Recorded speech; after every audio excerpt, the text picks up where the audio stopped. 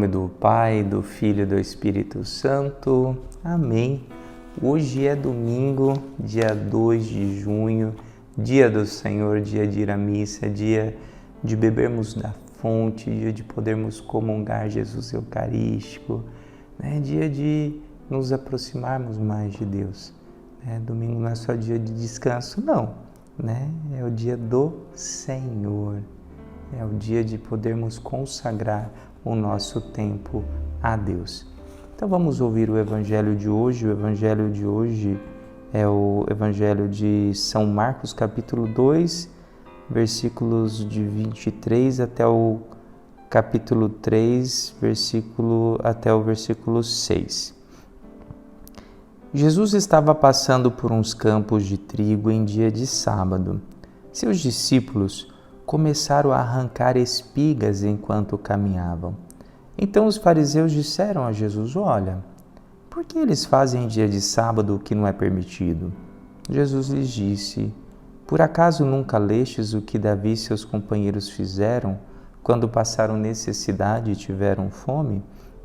Como ele entrou na casa de Deus no tempo em que Abiatar era sumo sacerdote, comeu os pães oferecidos a Deus e os deu também aos seus companheiros. No entanto, só aos sacerdotes é permitido comer esses pães. E acrescentou: o sábado foi feito para o homem e não o homem para o sábado. Portanto, o Filho do Homem é Senhor também do sábado.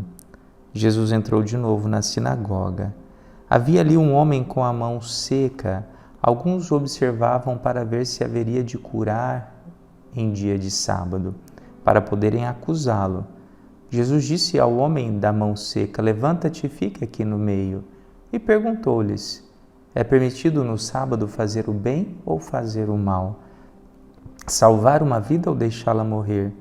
Mas eles nada disseram. Jesus então olhou ao seu redor cheio de ira e tristeza, porque eram duros de coração, e disse ao homem: estende a mão. Ele a estendeu e a mão ficou curada. Ao saírem os fariseus com os partidários de Herodes, imediatamente tramaram contra Jesus a maneira como haveriam de matá-lo. Palavra da salvação, glória a vós, Senhor. Hoje a temática deste domingo é sobre o guardar o sábado, como era colocado, Quando nós pegamos a primeira leitura, e a primeira leitura lá do Antigo Testamento, eles eram muito catedráticos em dizer: olha, o sábado ele precisa ser santificado. Então, assim fala o Senhor: guarda o dia de sábado para santificares, como o Senhor teu Deus te mandou. Trabalharás 6 dias e neles farás todas as tuas obras. O 7º dia é o do sábado, o dia do descanso dedicado ao Senhor teu Deus. E esta mensagem, ela é fundamentada principalmente quando nós olhamos ali a criação. Então nós temos a criação do mundo, onde foi criado em 6 dias, e no 7º dia o Senhor descansou.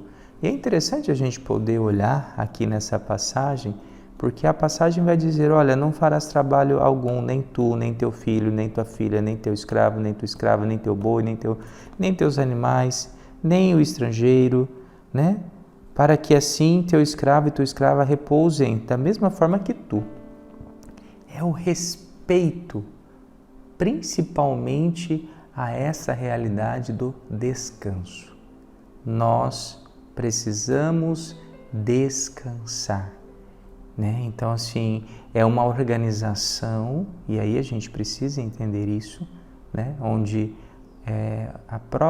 o próprio Deus, ele se preocupa com esse descanso. Não podemos nos tornar escravos do trabalho, Nós encontramos pessoas que não sabem o que é descansar. Elas entram numa compulsividade e a própria sociedade hoje acaba exigindo muito, Eu vejo que hoje existem pessoas que não descansam, Tem ali de segunda a sábado o emprego, né? No sábado à noite, aqueles, né, que precisam ainda arrumam um trabalho, no domingo arruma outro trabalho.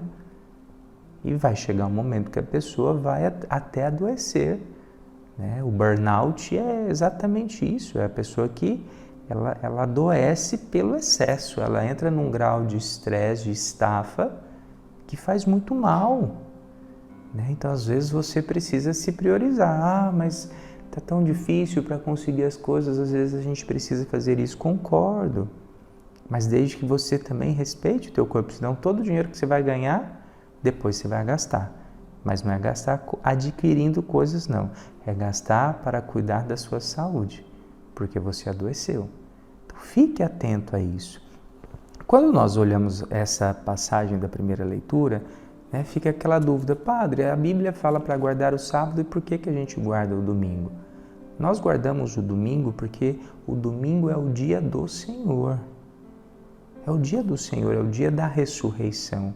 Então, ali, não mais o sábado é guardado como como o dia do descanso, mas o domingo por quê? Porque ali nós olhamos para a salvação, né? O dia que Jesus ressuscita, o primeiro dia da semana, né? A ressurreição de Jesus, né? Então nós guardamos o domingo, né? Então, e o nosso guardar é diferente do que é proposto aqui, né? Nós, com todo respeito aos nossos irmãos que guardam o sábado, faz parte de toda a sua fé, né? Eles têm uma fé onde o guardar o sábado não se pode fazer nada, principalmente pela leitura, né? A parte até muito radical.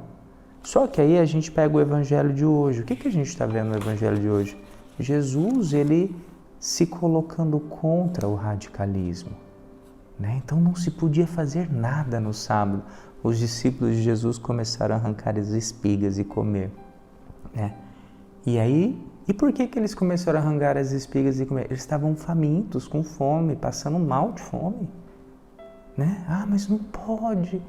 Não, a vida está acima. Jesus mostra na passagem do Evangelho de hoje que a vida está acima. A vida está acima de tudo. Então eu preciso entender isso. O cuidado com a vida está acima até mesmo do guardar o sábado, né? Aí depois tem um outro momento que Jesus estava na sinagoga, tinha um homem com a mão seca. Jesus pergunta para eles: o que é permitido no sábado, fazer o bem ou fazer o mal? Salvar uma vida ou deixá-la morrer? E é muito claro, quando nós olhamos, né, para essa pergunta, lógico que Jesus esperava: não, a vida está acima de tudo, porque o nosso Deus é o Deus da vida. Não, eles não respondem.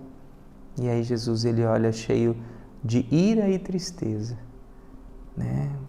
Acho que essa tristeza de ver, nossa, como eles são limitados, de não ver a importância de salvar uma vida, né? De não ver a importância de cuidar de uma vida. Então Jesus, ele vai lá, pede para o homem estender a mão e cura a sua mão. E ali, aquelas pessoas, ao invés de se alegrarem com a vida daquele homem que ganha um novo sentido, né? Eles saem para tramar contra Jesus. É muito triste isso, porque às vezes as pessoas estão fazendo bem e tem aqueles que vão tramar contra aqueles que trabalham para o bem, né? Só que Jesus está dizendo: olha, o guardar, né, no caso, se a gente fosse atualizar para nós guardar domingos e festas, o nosso guardar é a gente poder ali fazer o bem. É um dia de descanso, mas é um dia também onde nós nos colocamos na presença de Deus. É um dia onde nós nos colocamos para fazer o bem, né? Não é um dia só para eu não fazer nada, né? Que eu possa entender, né, este sentido que a palavra dá hoje. E a segunda leitura também é muito bonita, porque São Paulo, ele começa a dizer dessa fé, dessa missão que, na verdade, trazemos esse tesouro em vasos de barros. tesouro, que é a mensagem, mas nós somos os vasos de barro. Né? E é bonito porque São Paulo fala isso para a gente não confundir. O principal, o tesouro é Deus. Os vasos de barro somos nós que trabalhamos. Tem muita gente que, por confundir isso, né, se afasta da igreja. Não vou mais na igreja porque o padre fez isso, porque o padre é aquilo. O padre é vaso de barro. E aí eu confundo o tesouro com vaso de barro. Eu quero que o vaso de barro seja o tesouro. Não! Né? Às vezes a pessoa fica lá presa no vaso de barro e deixa de lado o tesouro. É o tesouro que vocês têm que olhar. Vocês não têm que olhar aqui para o Padre Túlio, mas para a mensagem que é apresentada aqui, é a mensagem de Deus. E aí depois ele continua, né? Para que todos conheçam que somos afligidos de todos os lados. É muito bonita essa palavra, porque ele vem falar das dificuldades. Somos afligidos de todos os lados, mas não vencidos pela angústia. Postos entre os maiores apuros, mas sem perder a esperança. Perseguidos, mas não desamparados. Derrubados, mas não aniquilados. Né? Então, São Paulo coloca aí a dificuldade da vida. Né? É difícil, mas a gente não sai como perdedor se a gente segura nas mãos de Deus. Rezemos juntos. Pai nosso que estais nos céus, santificado seja o vosso nome, venha a nós o vosso reino. Seja feita a vossa vontade, assim na terra como no céu. O pão nosso de cada dia nos dai hoje, perdoai as nossas ofensas, assim como nós perdoamos a quem nos tem ofendido. E não nos deixeis cair em tentação, mas livrai-nos do mal. Amém. Que Deus Todo-Poderoso abençoe Pai, Filho e Espírito Santo. Amém.